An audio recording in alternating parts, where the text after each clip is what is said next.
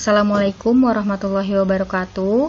Kami dari kelompok 3 dengan anggota Ananda Herdika Prasetyo, Farhan Aiman Cahyono, Irma Suryani, Mela Nurul Safitri, dan Sandi Prasetyo. Di sini kami akan mempresentasikan hasil tugas kami pada mata kuliah metode kuantitatif, yaitu jurnal dengan judul Pengaruh Kualitas Pelayanan terhadap Kepuasan Pelanggan Perusahaan Poverjes.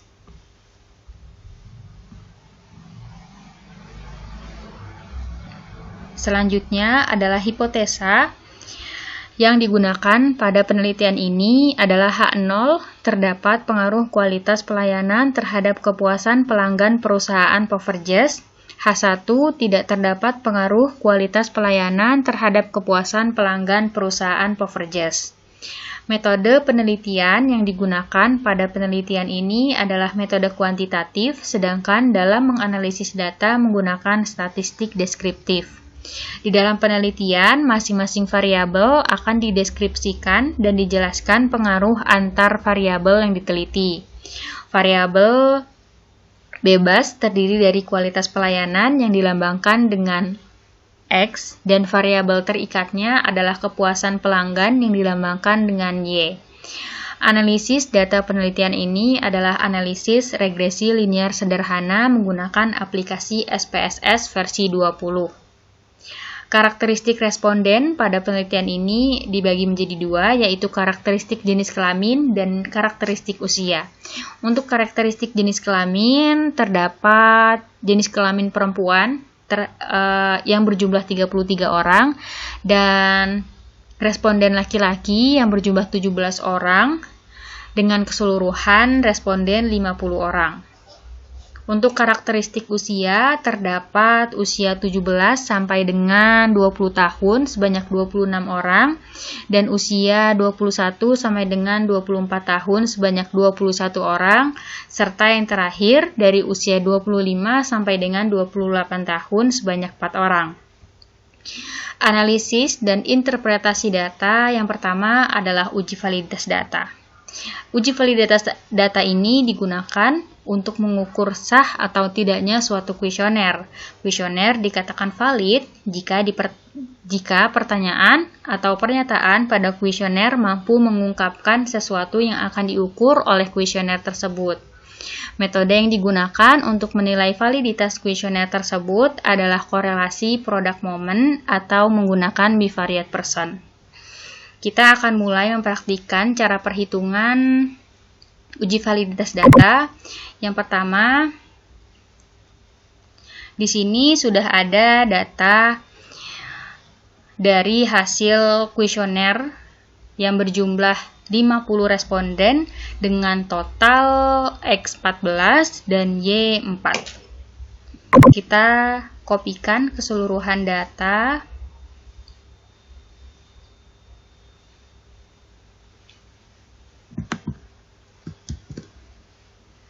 Kita masuk ke dalam aplikasi SPSS.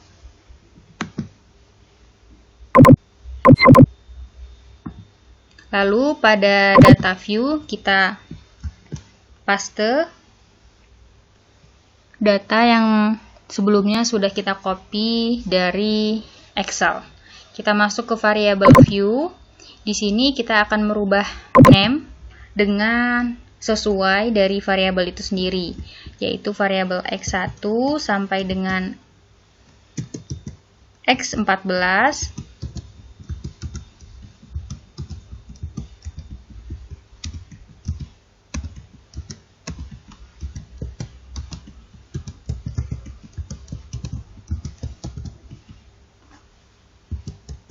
Dan lalu Y, variabel Y1 sampai dengan Y4.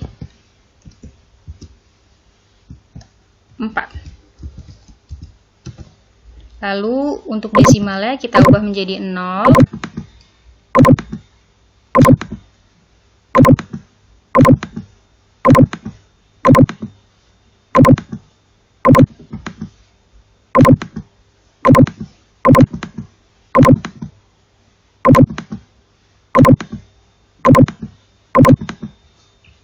Untuk measure-nya kita ubah menjadi scale.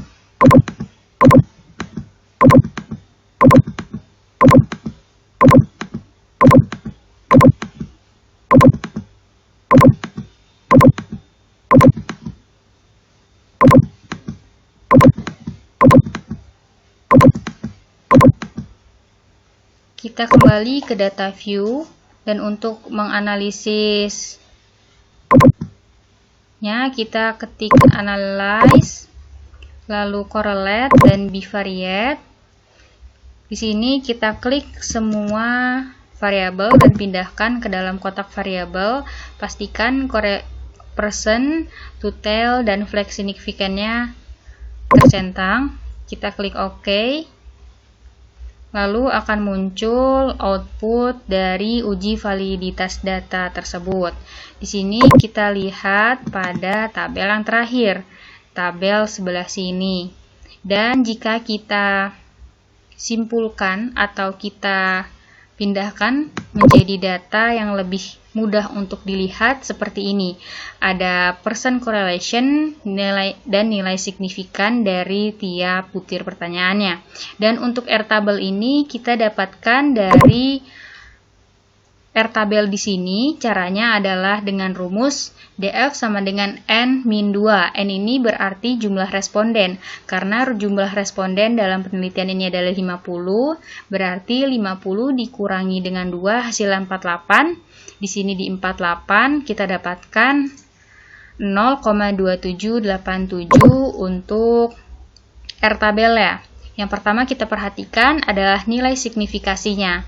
Di sini persyaratannya nilai signifikasi harus kurang dari 0,05 jika sebuah data ingin dikatakan signifikan. Bisa kita lihat dari keseluruhannya nilai signifikasi dari setiap butir pertanyaan kurang dari 0,05.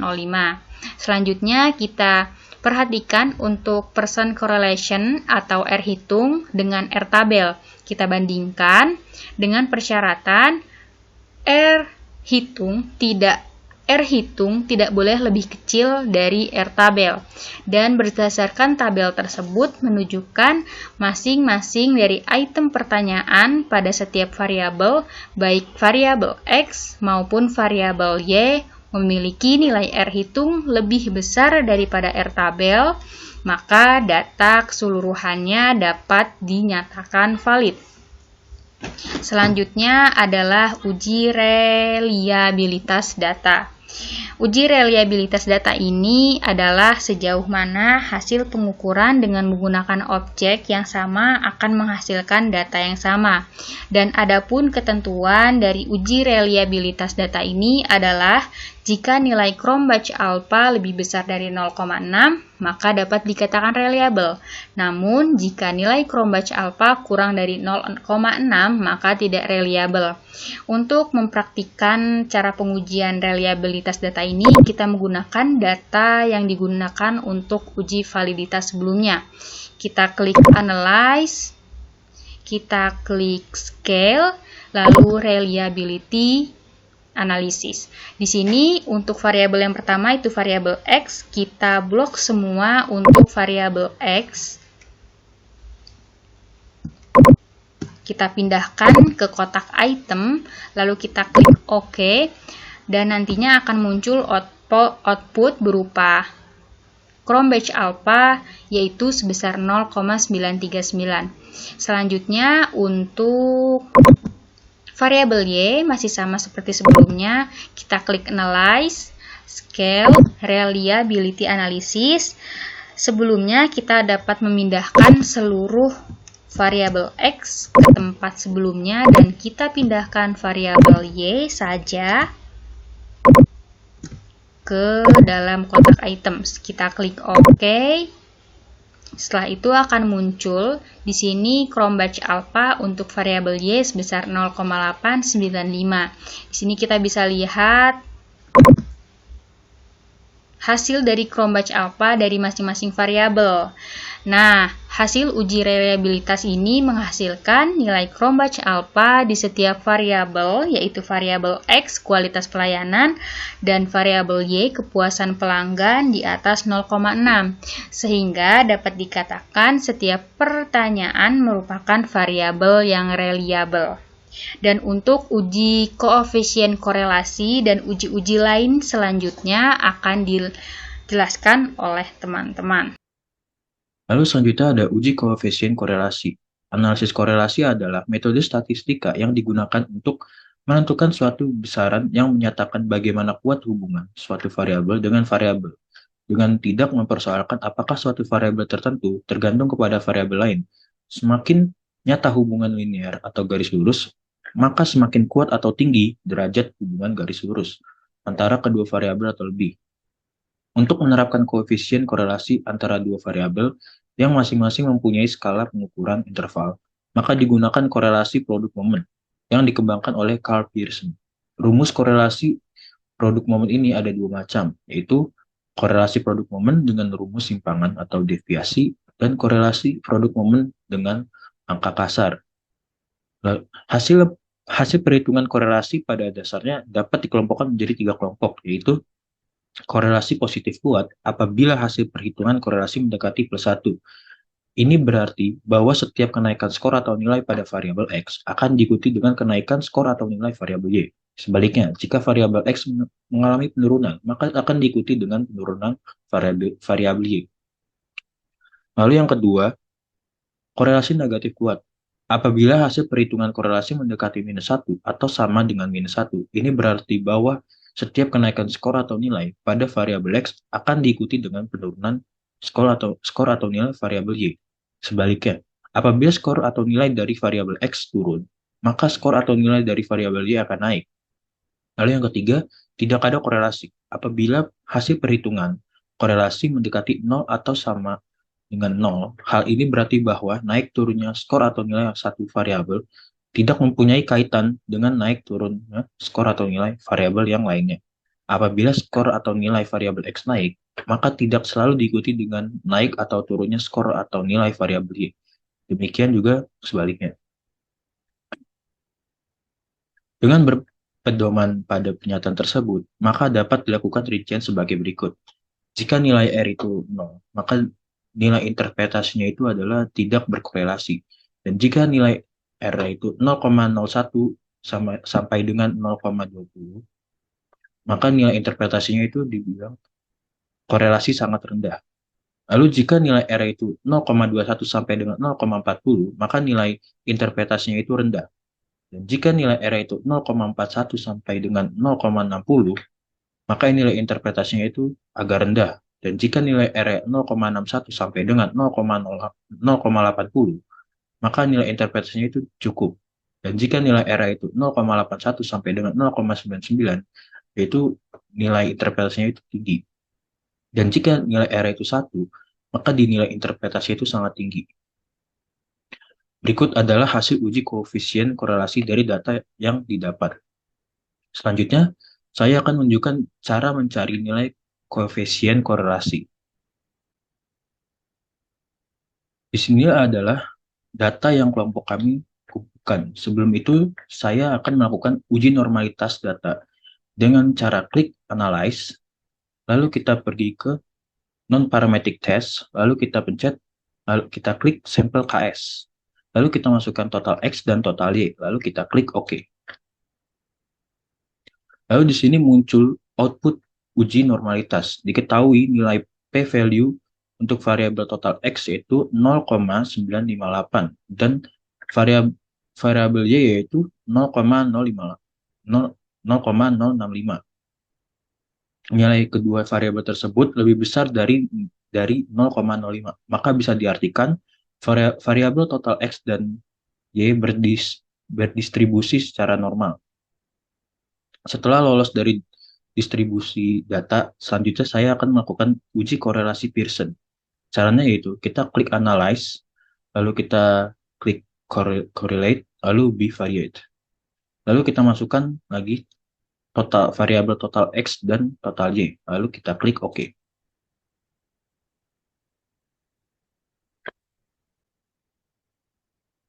Di sini sudah muncul korelasi Pearson product moment untuk variabel. Berdasarkan tabel korelasi di atas, nilai koefisien korelasi kualitas pelayanan sebesar 0,746. Berdasarkan pedoman nilai interpretasi korelasi nilai berada pada rentang 0,61 sampai dengan 0,80, yang berarti tingkat hubungan kualitas pelayanan terhadap kepuasan pelanggan termasuk pada tingkat hubungan yang cukup. Poin D, break-even point.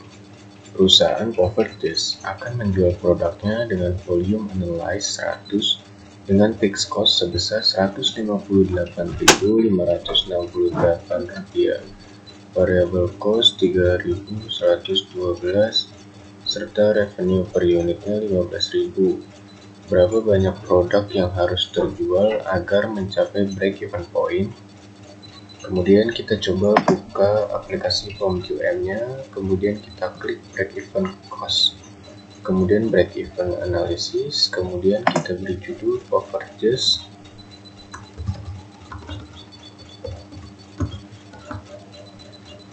Kita klik OK. Untuk fixed cost-nya tadi Rp158.568.000, variable cost-nya Rp3.112, untuk revenue per unitnya itu 15.000. Kemudian untuk volume analisisnya kita ketik 100, kemudian kita solve. Nah, di sini sudah muncul untuk mencapai break even point, unit yang harus dijual oleh Poverties adalah 13,34, dan untuk penghasilannya adalah Rp200.077. Bisa kita lihat di laporannya. Nah, ini untuk datanya, hasil data dari POMQM tadi. Nah, berdasarkan hasil di atas, didapati bahwasannya jika Poverties ingin mencapai break-even point, maka perusahaan harus menjual sebanyak 13,44 produk dengan total pendapatan sebesar Rp200.077.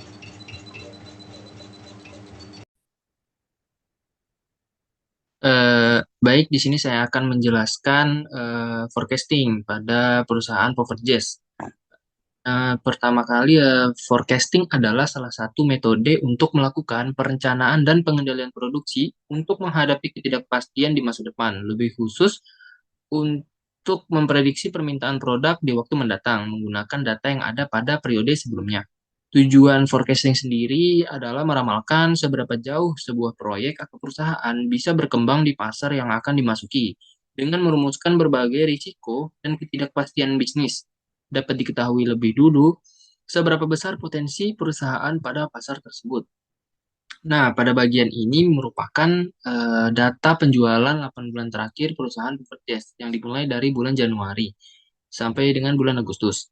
Nah, kemudian di sini kami ingin meramalkan atau menggunakan metode forecasting untuk mengetahui seberapa besar data penjualan pada bulan September atau bulan selanjutnya menggunakan data yang ada ini. Selanjutnya kita dapat memasuki ke aplikasi POMQM-nya. Ini merupakan tampilan awal dari aplikasi POMQM. Di sini kita dapat milih forecasting dan pilih time series analyze.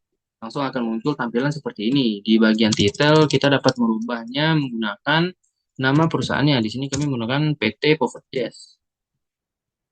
Kemudian di sini ada number of past period, kita ubah menjadi angka 8, yang mana data atau yang data dari periode sebelumnya itu terdiri dari 8 bulan.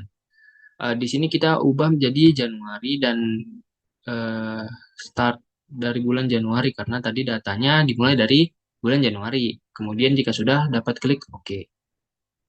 Maka tampilannya akan seperti ini. Di sini terletak ada yang namanya demand. Demand ini merupakan data yang ada di laporan tadi. Data yang ini harus kita pindahkan di bagian sini. Yang pertama nilainya adalah Pindahkan saja.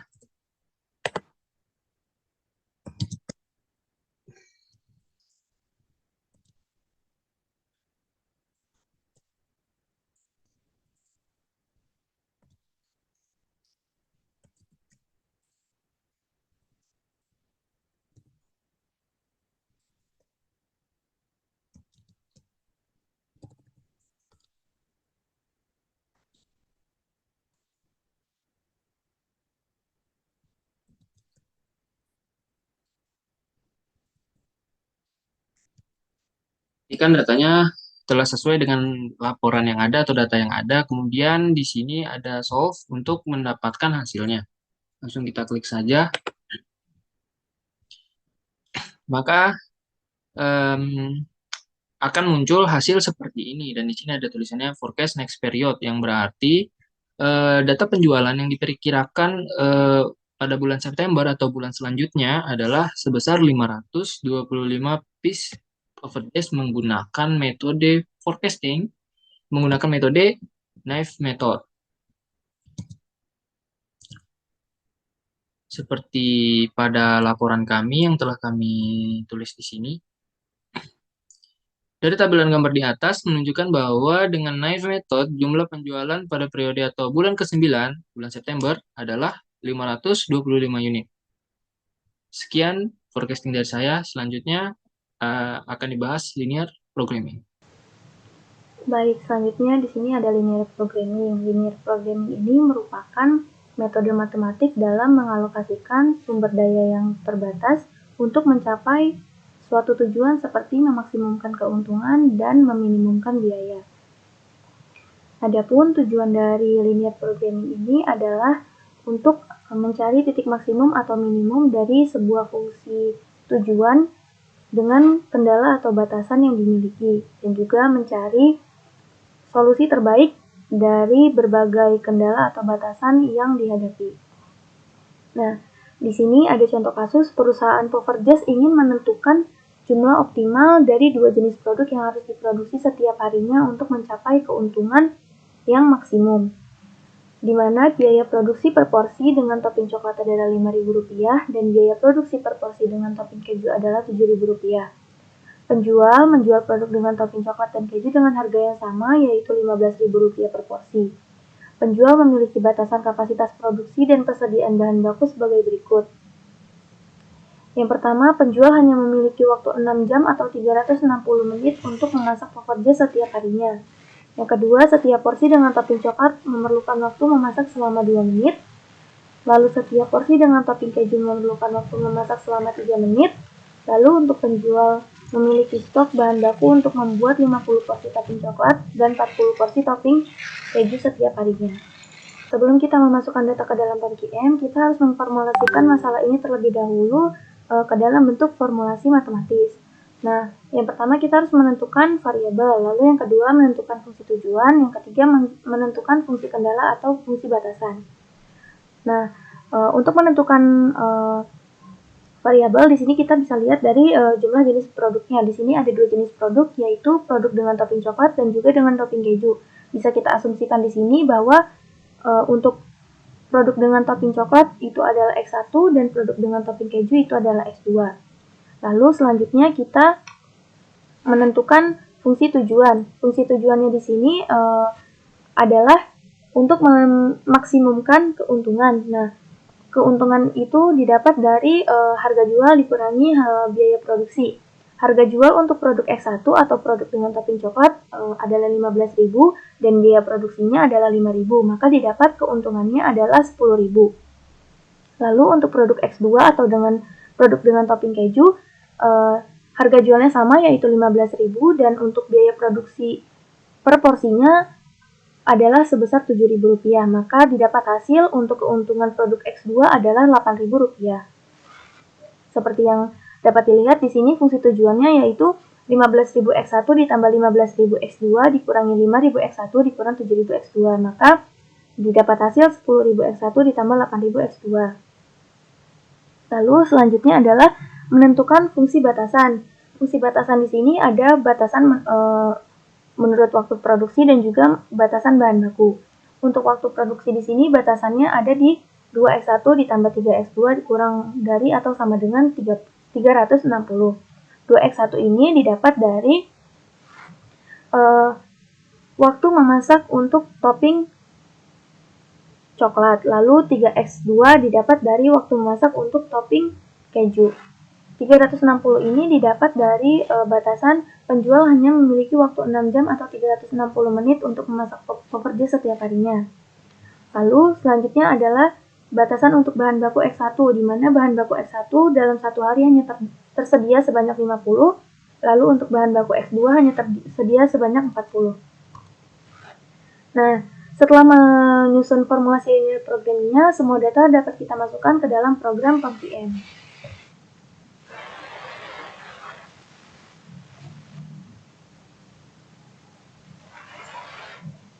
Nah, setelah masuk ke dalam aplikasinya, kita bisa klik di sini, ada sebelah kiri ada linear programming. Lalu untuk title bisa kita isikan judulnya yaitu poffertjes. Number of constraints atau batasannya di sini kita ada 3 batasan. Lalu number of variables atau jumlah variabelnya di sini kita ada 2 variabel yaitu X1 dan X2.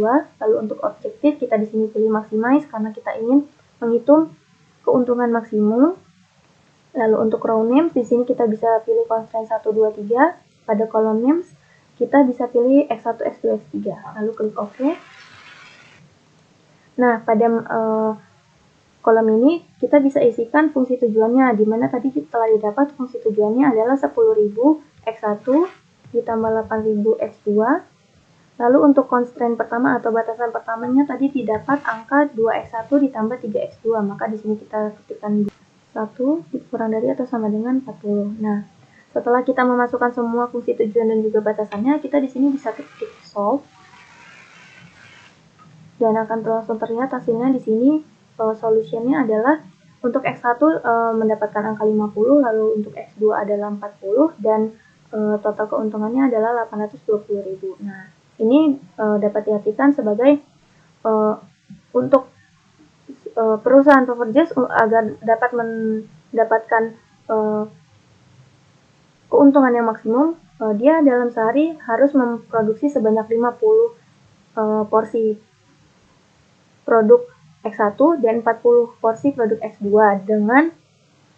dan dapat meraup keuntungan sebesar 820.000. Nah, dari hasil perhitungan yang telah dilakukan, maka dapat disimpulkan bahwa jika perusahaan poffertjes ingin mencapai keuntungan maksimum, maka perusahaan poffertjes harus memproduksi sebanyak 50 porsi dengan topping coklat dan 40 porsi dengan topping keju dan akan mendapatkan keuntungan sebesar 820.000.